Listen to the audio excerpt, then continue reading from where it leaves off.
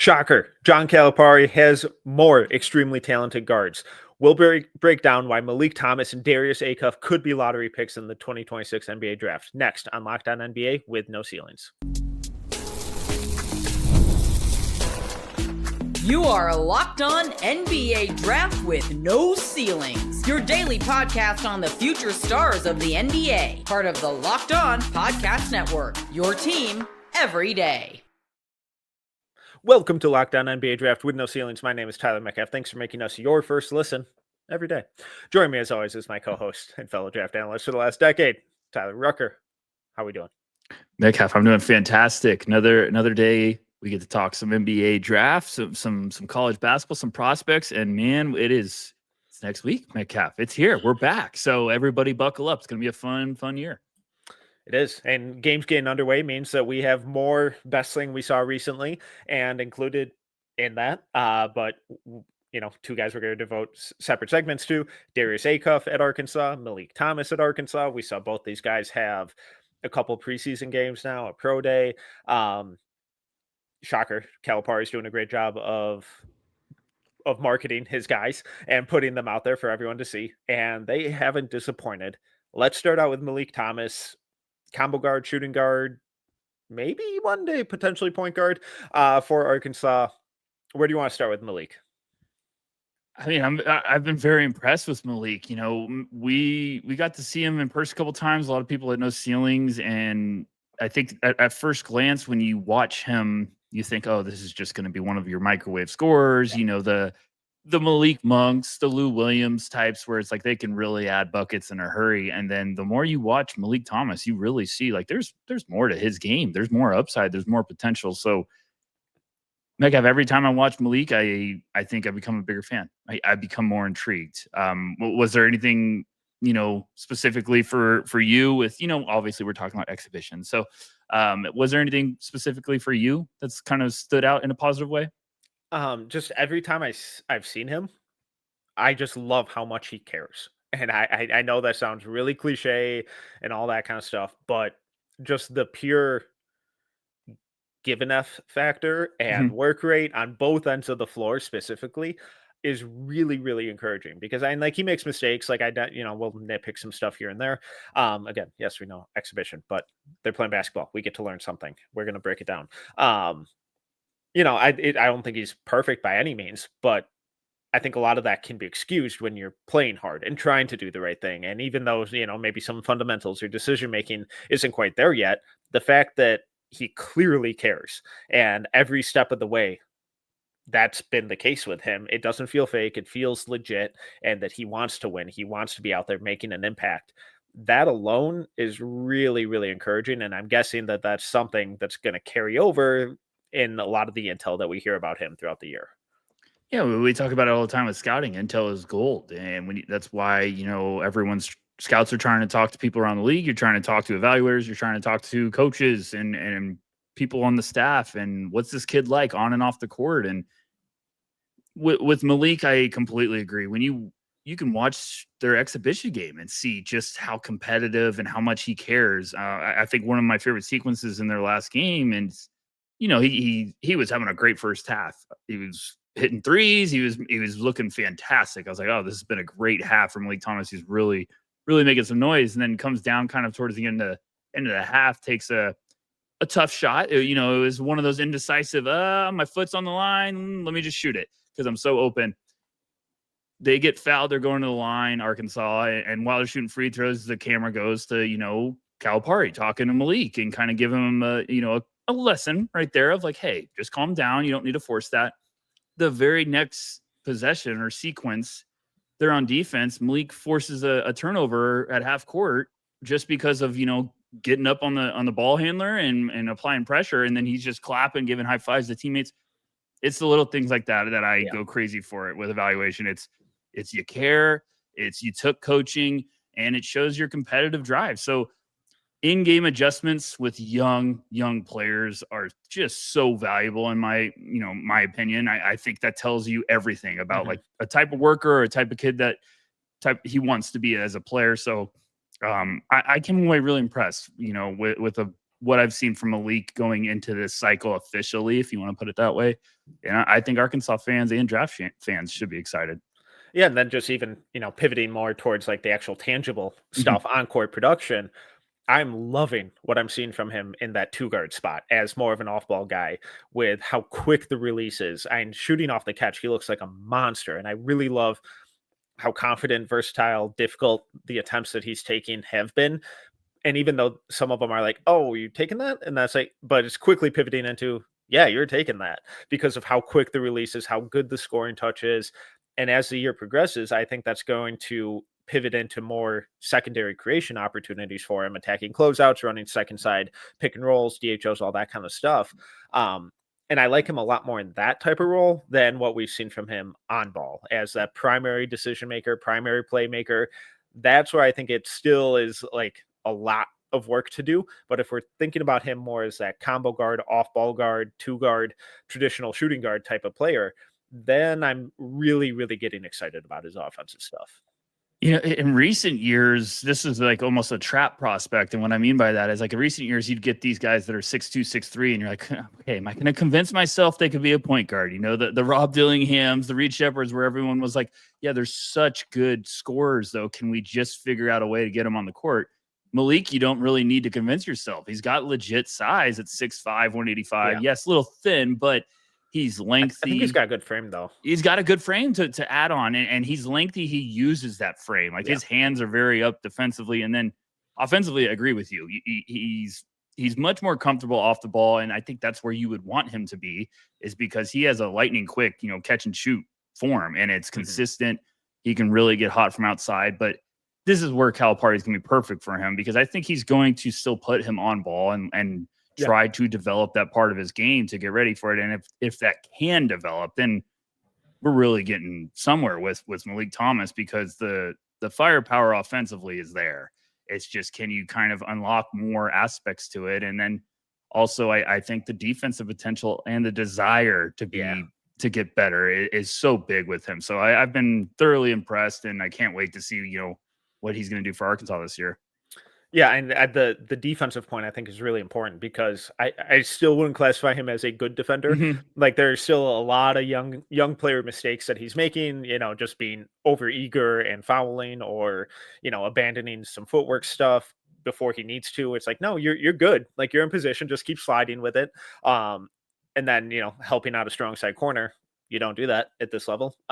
You can get away with it occasionally in high school, but but I think kind of exhibition game by exhibition game, we're already seeing some of that stuff improve, while his effort always remains there. Like the work rate is always there. Like you said, the desire to defend and be impactful on that end is always there. And the fact that he's also crashing the boards and showcasing an effort there, it's like, oh man, like I can forgive a lot of the inconsistencies or blunders on the defensive end if you're trying. Coaches will look at him and say, hey, I can work with this. Yeah. They'll watch his film. Even NBA or scouts will watch this and be like, we can work with this because he cares. And, in a bad way, I don't go like, oh, good to average. I think you could be average, solid, and then good. I think Meleek's a solid defender right now who wants to be good, who wants to be great. There's tools, and I like how you put that. There is clear instances in some of these games where it's like, you're right there. It might be just a little bit of a film breakdown with a coach being like, hey, just take this angle, or let's improve this and give yourself more of a chance. But he made a lot of steals and a lot of stops because of effort, because of desire. Like we see some good defenders at the next level that don't always care. And it's like, well, okay, then you can get exploited. So Meleek's got everything you want in terms of a high upside guard that really could be coached and become something even more special. So that's where you get excited watching, even exhibition games. You get excited watching these guys because you're like, gosh, Calipari is going to be perfect for him for a year. Just, teaching him and working with him, that staff. So I'm very optimistic about Meleek Thomas this year. Well, another guard who has a ton of upside and potential is Darius Acuff, who we'll get to right after this. Peloton is shaping the future of fitness with the brand new Peloton Cross Training Tread Plus, powered by Peloton IQ. It's their most advanced equipment yet, designed to give you real-time guidance and endless ways to move, whether you're running, lifting, or cross training with your favorite instructors. This is training reimagined. Peloton is built for breakthroughs with tools that help you plan, stay motivated, and reach peak performances. And the personalized class recommendations keep you engaged. You get workouts tailored to your vibe and energy levels each week. So let yourself run, lift, flex, and push forward. Explore the new Peloton cross training Tread Plus today at onepeloton.com. Darius Acuff. This is a guy who I've kind of done a pretty big 180 on, who coming into the summer and the offseason, I kind of got it, but didn't. And I was struggling. And the more I watch, the more intrigued I get, the more perplexed I get. Like, there's good, there's bad, there's everything in between. But I think, kind of like Meleek, every time I keep seeing him, I keep seeing really important improvement areas. It's a tough one for me right now. And this is, when we're evaluating every year at No Ceilings, I feel like each of us have these players or these archetypes of players that we're like, this is going to be one that I'm patient with, because you get challenged. You're like, hey, I'm not going to have all the answers right away, or I'm not going to have a great grasp of this one immediately. And Acuff is one of those guys for me right now. And I'm patient with all these guys, but there's clearly guys where I'm like, this one could go down to the end, where I'm having to do my check-in, see how everything's developing, and really look at it under a microscope. And it's not for, bad reasons, because I'm with you. Every time I've watched Acuff, I find another part of his game that I'm like, man, okay, I'm impressed here. And you pointed this out to me before we even, hit record here. It was like his rim pressure in this last exhibition against Memphis was unbelievable. Like, every time you looked up, it's like he's getting by someone getting to the rim. And now he didn't finish all of them, but he had some tough finishes. And the fact that he's creating that, I think, is a promising development for the rest of the year, because when he has a game where he starts scoring, he's going to start understanding, like, okay, now I got some guys wide open around, and opens up a lot of doors. So Darius is, he's listed around 6'3", 190, I believe, on Arkansas's website. As we always say, team websites are a little favorable, so we'll see if it checks out at the combine. But he looks tough. He looks physical, and you really like the mentality and the aggressiveness, because he's not afraid to get downhill with his game. So one of them I'm going to keep being patient on, Metcalf. Yeah, and I get really excited about the rim pressure stuff, and I broke down a bunch of the clips from that Memphis scrimmage over on my socials. But he's not the biggest guard, but he plays strong, and he plays fearless when he attacks the rim, where there are a lot of times where he's going into the shot blocker's chest, trying to take that ability away from them and initiate that contact. And the finishing has to improve. He had some really tough ones, missed some other ones. But I think there's also some encouraging craft with how he uses his frame to extend and try and shield the ball from shot blockers. He got to the line 6 times in that game as well. So you'd like to see, with how aggressive and physical he is around there, you'd like to see that, tick up a little bit. But that's a different conversation for a different day. But out of those rim pressure situations too, I really love the playmaking and how kind of effortlessly he reads those help defenders, because in that Memphis game, sorry to keep referencing that, but he was blowing past his point of attack defender consistently, with a screen, without a screen, and he does a really good job of reading that drop defender or that primary rim protector and what they're doing, gets them engaged, and then identifying what that help defender is doing, whether it's staying home on corner shooter, dropping down to the dunker spot. So overall, I think just being able to get downhill that effortlessly is really encouraging. Now the question is, what does that look like when defenders start going under every screen and forcing him to shoot? Because I still have a lot of questions about the shot. It's still super inconsistent. There are some bad misses in a couple of these scrimmages. And if teams force him to turn into a shooter and dare him to do that, then it's like, all right, how quickly is he going to be able to make them pay? I think beginning of the year, a lot of us are trying to, myself personally, I'm trying to kind of get a feel of like, okay, how quickly can this turn one way or the other? And you're trying to kind of get, okay, what pieces are in place right now to see if this unlocks? And a promising thing with Darius is you could see, well, quickly he can get past people. He can get to where he wants to get, but Now my biggest thing is you bring up the shot. That's one of my checkpoints with him. Is like, okay, what's the consistency going to look like as a shooter this year? Is he going to force it? Is he going to be a respectable, like, hey, you can't leave him open type of guy? Is he going to be able to create his own?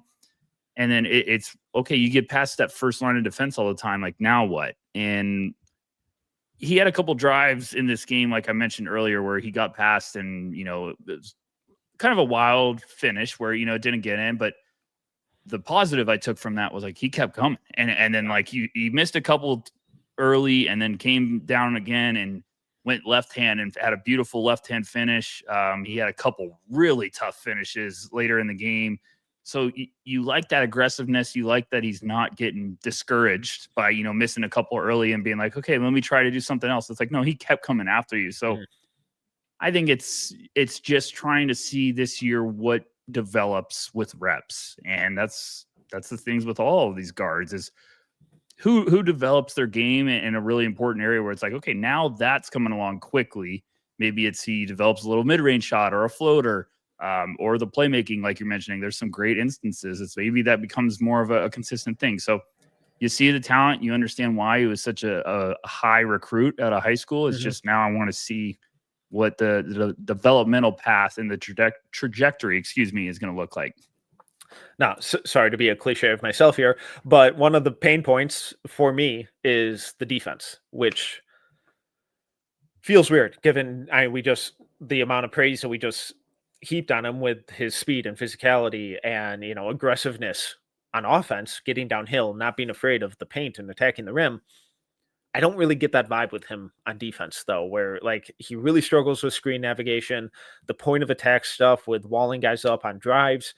It feels not quite as bad as Reed Shepherd, but a little Reed Shepherdy, where he just kind of goes with the guy and never really cuts them off or really kills the drive and just kind of lets them go, even if he is, you know, he'll stay attached, but doesn't really provide any resistance. Am I overthinking it? No, I felt solid about his defense until the walling off was. It's funny you mentioned that. I was literally what I watched him. I was like, why doesn't he wall these guys off? Or it kind of seems like a waiter bringing you to a table, just like, yeah, right this way. and sometimes I'm like, you could stop him. You're there. Yeah. And it's like one thing for like a 7-footer to do it because they have that length. It's different when it's a 6'2", 6'3" point guard. Yeah. Like, you know, I'm here's a drive-by, but like you watch Cam Boozer against Tennessee, he tried to do that, but he couldn't stop again. You know, Nate Amend once drew him in a foul because he couldn't get there. But you're trying to wall them off. And with Acuff, I felt like he had himself in position a couple times. Now we're going off exhibition, it's defense. Like, yeah, well, a lot of time, but right. About what we've seen. But it's also like we're making note of this right now to see moving forward. And for those that say like, hey, exhibitions games don't matter. Yes, they do. They matter right now because they're on TV, they're playing tougher competition, and you get to see them in more of a, you know, looser structure. So it's more of like, well, how organized can they be? How much can they be consistent on both sides? So the defense is definitely a big one for me this year, because if everything doesn't take a jump offensively, which I think it's going to with reps and playing for Calipari, and you'd be a crazy man to gamble against Calipari with guards. So if everything doesn't take that step offensively, then the defense has to really take a step. So it's one of those like, hey, one of these has to at least develop to really get you going up some draft boards and the buzz. So yeah, the walling off bugged me. I feel like anytime he did something good offensively, then I get a possession of that, and I was like, man, it's just like you're there, like you're bigger, you're tough. Like, so we'll see. Maybe it's I don't know, Metcalf. Maybe it's a conditioning thing. You never know. I hope not, because the season starts next week. All right. Well, Meleek Thomas and Darius Acuff have been an absolute joy to watch in preseason. But next, we'll share the best thing we saw in the basketball world. Next. If you're a business owner, here's the truth. SaaS promised to make work easier, but now the average company is buried by hundreds of apps that slow down your teams and simply don't work together. That's not SaaS, that's SAD, software as a disservice. That's why you need Rippling. Rippling is the unified platform for global HR, payroll, IT, and finance, all in one place. They've helped millions of businesses replace a mess of disconnected tools with one system designed to give leaders clarity, speed, and control. Everything from onboarding to payroll to IT access runs automatically and perfectly in sync. And right now, you can get 6 months free when you go to rippling.com/lockedonnba. Learn more at rippling.com/lockedonnba. That's rippling.com/lockedonnba for 6 months free. Your ambition just met its match with Robinhood. You play for the win, not just on game day, every day. Locking in on every opening, beating your PR, beating it again, channel that drive into your money. Robinhood puts you in control of your money. Trade stocks and ETFs, options, futures, and crypto all on one platform. You can now build and execute your own trades from a desktop with Robinhood Legends advanced tools. Or take advantage of the new Robinhood Strategies with a tailored portfolio managed by a team of experts. You expect more from yourself. Expect more from your money. Get started today at robinhood.com/yourmoney. Again, that's robinhood.com/yourmoney. Your money, your move. All right, best thing that we've seen in the basketball world. This can be a pickup game at the gym, a funny social clip online, and a record-breaking performance in the NBA. Can be anything. Where you going? I'm gonna go. Yeah. Gosh, you know what? There's a couple different ones I'm trying to think of at the top of my head. You know what? I'm gonna go with the Indiana Pacers with the Mac McClung social media announcement that everyone is really quick to jump on when you have AI these days. So Mac McClung going to the Pacers was one that was going crazy on social media because they had a very impressive jersey swap already. And I think they got the AI call out. So we got to love modern technology these days. But Metcalf, what about you? I'm gonna keep the Arkansas fans engaged here. I'm going with my sweet prince, Billy Richmond, knocking down 2 threes in the same game. Hello, I love this dude. I going back to his junior year in high school. I was like, he was trying to prep for DJ Wagner and Aaron Bradshaw's freshman year coming in to Kentucky. And every time I'm watching their high school team, I'm like, God, this Billy Richmond dude rocks. Like, I don't know if he's good, but he is chaotic. He's fun. He's athletic. He's insane. I mean, all of that as a compliment. And that's carried over. And now if he's starting to shoot it a little bit, watch out. I love this dude. I thought he looked like one of the best guys in that game. So, yeah, I think we were going to do a Billy Richmond episode, but we were like, well, it'll probably be 3 hours because I don't think we'd fit the time constraint. Hey, he looked good, and I think he's going to be really important for Arkansas this year. And I think, I know scouts are intrigued, very intrigued and excited. So if he's hitting a couple catch and shoot corner threes, we are seriously cooking with gas. It's going to be great. So just realistically, Yeah. removing emotions, what would he have to do this year to be a legitimate draft candidate or draft prospect? 35% from three? On how many attempts? I mean, what was he last year? Very low, right? 0.3 or something. What do you think? So it's 3, 4? Yeah, I'm throwing numbers I out. think anything over 3 would be awesome. Yeah, I think if he's around 3, and look, I'm just throwing out numbers and not crunching comparisons or anything, but it's because of what Billy does. Yeah, he took 16.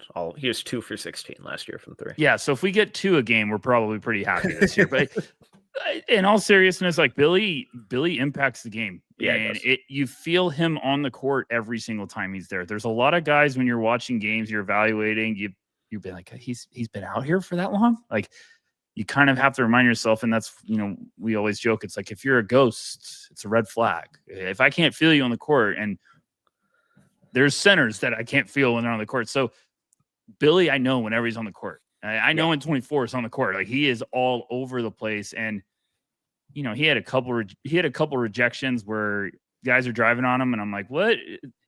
Haven't you learned? And it's just rejection. But that's also the difference. We were talking about Acuff earlier about like not walling off, and it's like, well, Billy sometimes on purpose will escort you to the table because he's like, I'm athletic and have more length than you. I know how to stop you. Like I have great timing. So the defense, you saw some on-ball stuff, and then the playmaking. He had a couple plays that guys missed shots where you're like, oh my gosh, Jervon Brazil had a missed dunk that I watched 14 times because he was trying to break the backboard, and then he had a Billy had a gorgeous drive and throw over his head for a wide open three that, DJ Wagner just overthought, tried to create, and then he missed the layup. But I was like, just shoot it. Just shoot it. He hesitated on is like the guy closed out short and like to the side. I'm like, you had a really good look there, my guy.